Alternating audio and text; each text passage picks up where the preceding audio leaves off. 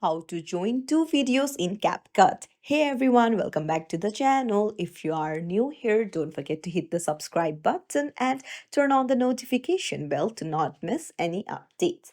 So it's really simple to combine two videos in your CapCut. Let's dive right in. Open up the CapCut app and then go to the edit in the bottom left. There you'll find the new video option. Just tap on it. Your gallery will open up. You can select multiple videos that you want to join and then hit add. Now, once you've done this, you can just tap on the timeline of the video and you can split it, trim it according to your wish. You can see various icons at the bottom. I'll split it. I don't want the rest of the video, then I'll tap on delete.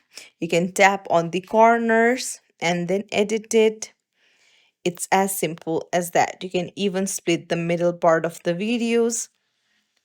And after done combining the videos and edited it, just tap on export in the top right. It's as simple as that.